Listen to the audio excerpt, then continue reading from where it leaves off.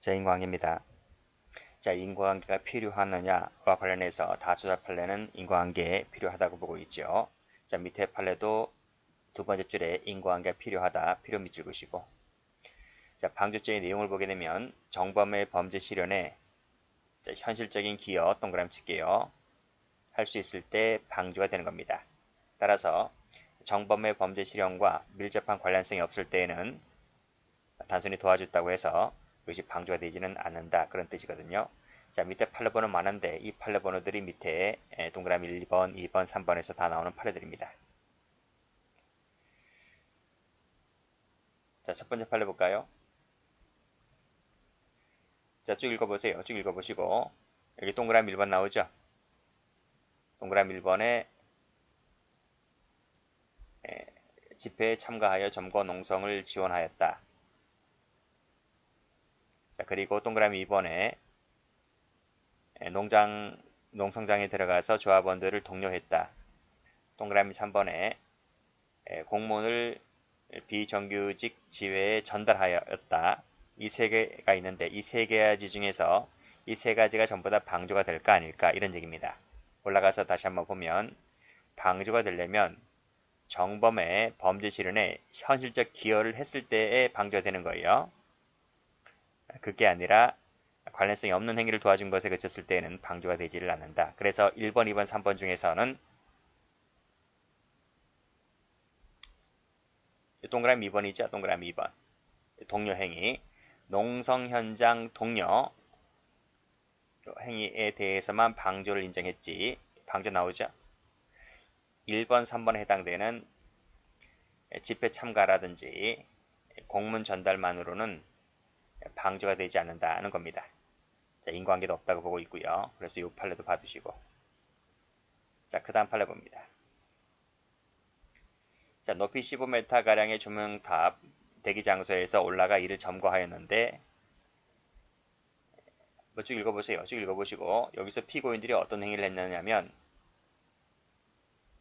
조명탑 밑에 천막을 설치했다는 거죠. 그리고 지지집회를 개최한 부분 있고 니들 잘한다 잘한다 이거예요. 그러니까 조합원 두 명이 지금 철탑 위에 올라가서 지금 농성하고 있는 겁니다. 근데 나머지 사람들이 그래 니들 잘한다 잘한다 이렇게 지지집회를 개최한 부분, 천막을 설치한 부분, 그들에게 물품, 음식물 등 물품을 제공한 부분 이런 부분들은 철탑 위에 올라가 있는 농성을 피우는 이런 사람들에 대한 현실적 기여가 아니라 단순히 그와는 관련성이 없는 행위를 도와준 데에 불과하다는 겁니다.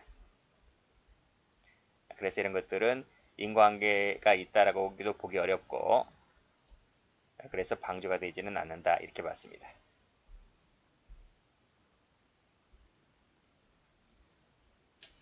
자, 다음 판례 보죠. 박사방 사건은 뉴스에도 많이 나온 판례이기 때문에 사실관계는 여러분들이 대충 알 수 있을 거라 생각합니다. 여기서 피고인이 박사방 운영진의 지시에 따라서 단순히 검색어를 입력했고 그리고 검색 사실을 채널에 올려 인증했다라고 하는 이 부분은 박사방이 진짜 한 일에 대한 방조가 되지 않는다는 겁니다. 그래서 인과성도 결여되고요. 그래서 현실적 기여했다라고도 보기 어렵기 때문에 방조가 되지는 않는다. 1번, 2번, 3번은 전부 다 인과관계를 논하고 있어요. 그래서 1번도 인과관계를 묻고 있죠. 그래서 이 1번, 2번, 3번 판례는 방조가 되느냐 안 되느냐에서 나올 수 있고 아니면 인과관계를 전부 다 거론하고 있기 때문에 인과관계 존부에 대해서도 물어볼 수 있습니다. 그래서 같이 봐두시면 돼요. 자, 방조자의 고의입니다. 자, 이중고의, 이중동그라미 전 시간에 전부 다 설명을 드렸죠. 자, 방조고의와 정범고의를 말한다. 고의범이기 때문에 과실 밑줄 그시고 X. 자, 밑에 판례가 중요하죠. 판례도 보면 이중고의이기 때문에 방조죄의 고의와 정범의 고의가 있어야 한다. 이때 정범의 고의는 정범에 의해서 실현되는 범죄의 구체적 내용을 인식할 것까지 요하지 않습니다. 자, 이 부분도 시험에 잘 나옵니다. 자, 구체적 내용을 인식한다. X. 자, 미필적이면 족하다고 봤습니다. 자, 2번도 최근에 출제가 됐어요. 자, 2번도 보시면 목적 얘기 나와 있는데, 자, 방조범에게도 정범의 위와 같은 탈법 행위를 목적으로 하는 타인, 실명, 금융거래를 한다는 점에 대한 고의가 있어야 하는데, 이때 그 목적의 구체적 내용까지는 알 필요 없어요. 똑같죠? 여기랑? 똑같아요. 1번에서 구체적 내용을 인식함을 요하지 않는다. 2번 목적도 마찬가지다. 이것 말이다. 다음 페이지 가보면, 자, 이것은 쭉 읽어보시고요. 여기서 자기 명의 금융계좌 정보를 제공했다. 여기 정보 제공 동그라미, 이것이 방조될 수 있다는 겁니다. 자, 그리고 앞에서 설명드렸듯이 탈법행위의 구체적 내용까지는 알 필요 없다 했어요. 이거는 몰라도 된다. 이런 말입니다. 자, 고의 내용 나왔네요. 일시, 장소, 객체 등을 구체적으로 인식할 필요가 없고 신원 및 정범의 실존 유무까지 알 필요가 없다 그랬네요.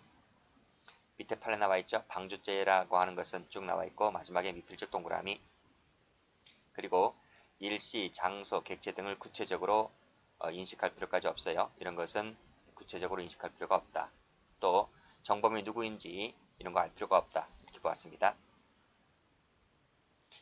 자, 그리고 역시 이 종범의 고의 역시 마찬가지로 기수죄의 고의를 말합니다. 그래서 미수죄의 방조는 방조가 아니다.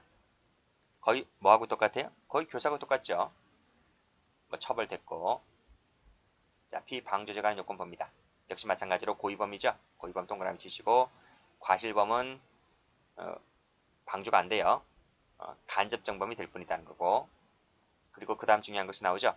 종범이 성립하려면 종범과 정범 사이의 의사가 일치할 필요가 없어요. 따라서 빨간색으로 편면적 방조도 가능하다는 것이 중요합니다. 별표 쳐보시고요. 그래서 예를 한번 보시면, 갑은 사이가 좋지 않은 을의 집에 도둑이 든 것을 보고 망을 보아주었는데 정작 도둑은 정작 도둑은 그 갑의 행위를 알지 못했다라고 했을 때도 갑은 절도죄의 방조가 될 수 있는 거거든요. 자, 밑에 판례 별표. 자, 본래 방조범은 종범으로서 정범 동그라미 존재를 전제한다. 그쵸? 공범 종속성설이라고 했습니다.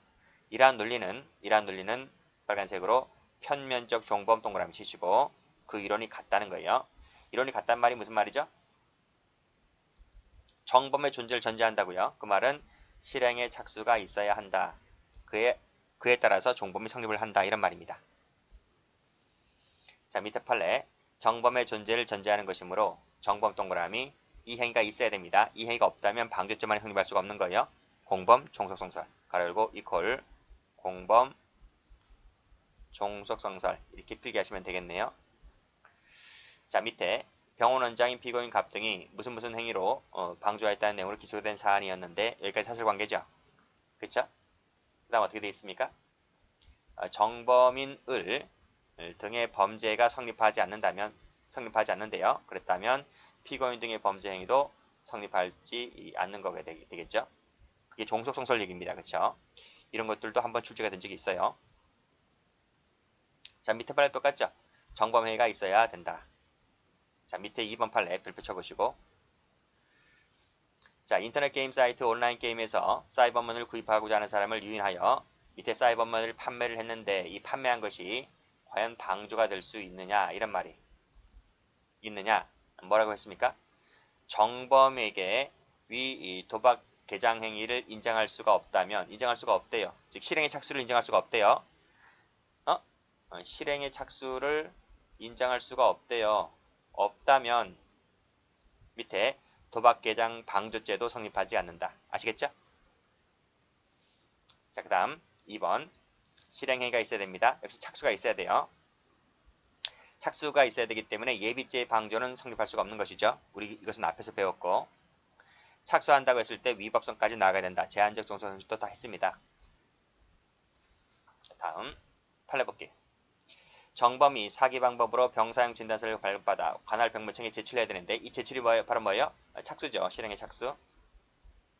그런데 밑에 이르지 아니하였기 때문에 착수 단계에 없기 때문에 밑에 줄 보시면 착수한 것으로 볼 수 없기 때문에 그와 같은 정범의 사유행위를 방조했다라고 볼 수가 없는 거죠. 그것은 무죄가 됩니다. 처벌범입니다. 필요적 감경이다 그랬습니다. 감경이라고 하는 것은 법정형을 말한다고 하는 것도 교사법과 똑같고요. 자, 밑에 판례. 빨간색으로 법정형을 감경한다는 얘기다. 따라서 선고형을 말하는 것이 아닙니다. 선고형 밑줄에 긋으시고 X. 선고형이 정범보다 가볍지 않다 하더라도 위법이인이라고는 할 수가 없다는 겁니다. 왜? 선고형을 말하는 것이 아니기 때문에. 자, 보충관계 있다는 걸 읽어보시고요. 그다음 착오 문제네요. 착오 문제를 보시게 되면 어디가 시험에 나오는가 하면 역시 이겁니다. 구추삼겹살 착오. 적개가 있고 초과가 있는데 여러분들은 이 2번을 잘 받으시면 돼요. 자, 질적 초과가 있고 양적 초과가 있죠. 자, 지금부터는 노트 펴봅니다. 노트 79페이지. 자, A가 어떠한 범죄를 방조했어요.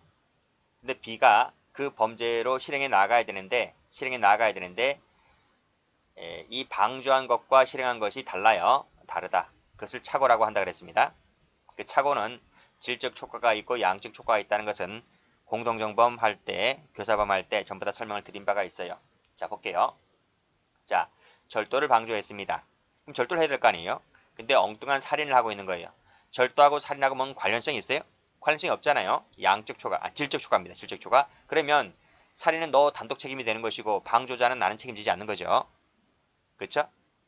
또 강도를 방조했는데 강도는 안 하고 강간을 하고 있습니다. 완전 엉뚱한 범죄를 하고 있죠? 그건 네 단독 책임이라고요.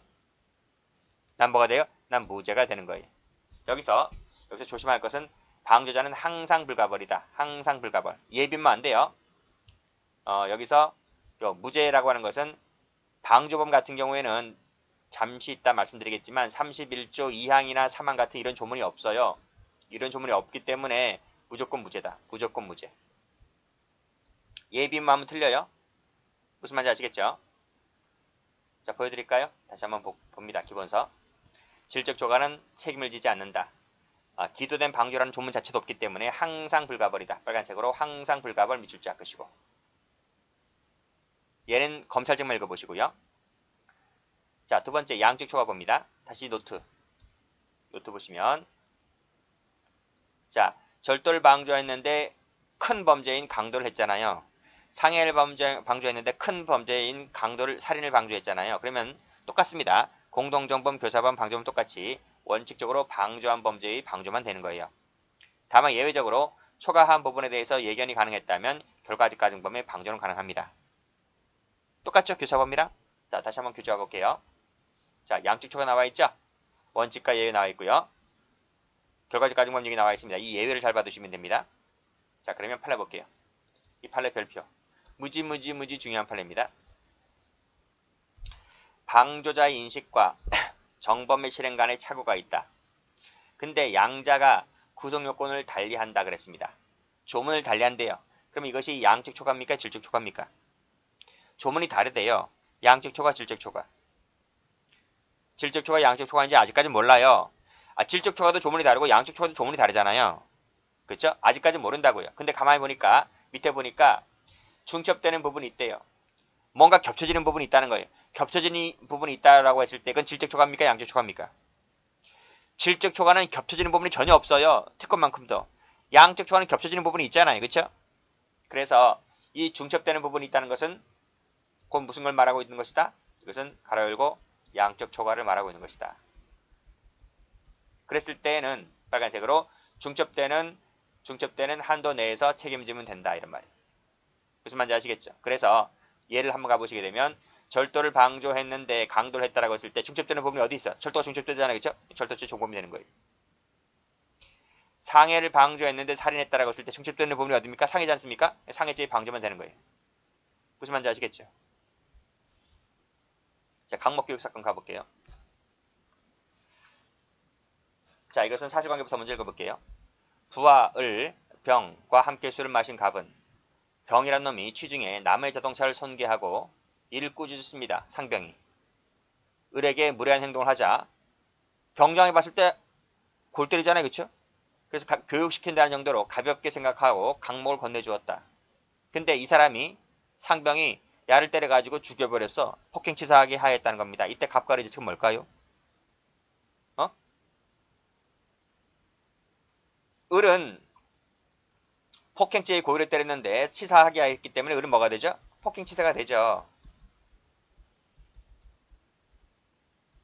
적어볼까? 갑이 있잖아요. 을이 있고 병이 있네요. 그쵸? 갑이 을에게 강목을 건네줍니다. 응? 무슨 고의로? 교육시켜준다는 가볍게 생각했다는 말은 폭행죄의 고의입니다. 아, 폭행죄를 방조했다는 거지. 그쵸? 그래서 을이 폭행 결심을 하고 있는 사람인데 폭행죄의 고의가 있는 애인데 이게 먼저 있죠. 고의가 먼저 있죠. 그리고 나서 갑이 폭행을 방조했다는 의미로 해서 강목을 건네줍니다. 그쵸? 이 사람이 폭행했다는 거죠. 이게 3번이죠. 근데 얘가 죽었어. 사망했어. 이해되시겠죠? 이랬을 때 을은 무슨 죄가 됩니까? 적어놨잖아. 폭행치사죄가 된다고. 자, 그랬을 때 갑이 강목을 건네준다고 했을 때 을이 이걸 야를 때려서 사망에 이르게 할 수 있다는 점에 대해서 여기에 대해서 예견이 가능합니까? 정상적인 여러분이 봤을 때 예견이 가능해요? 예견할 수 없잖아요. 교육시킨다는 정도로 가볍게 생각하는 사람에게 무슨 예견이 가능해요? 그래서 뭐가 됩니까? 폭행죄의 방조범 밖에 안 돼요. 무슨 말인지 아시죠? 자, 그래서 판결로지 보시게 되면 예견 가능성이 없다고요. 그래서 폭행죄의 방조만 될 뿐이다. 폭행치사하면 틀려요. 됐습니까? 됐고, 그다음 관련 문제 보겠습니다. 방조 가능합니다. 전부 다 뭐 간접 방조, 연쇄 방조 다 가능합니다. 밑에 판례에도 나와 있죠. 간접적이나 직접적이나 다 가능하다. 또 밑에 보면 앞에서 보았듯이 정범이 누구에 의해서 되는지까지도 확인할 필요가 없다는 겁니다.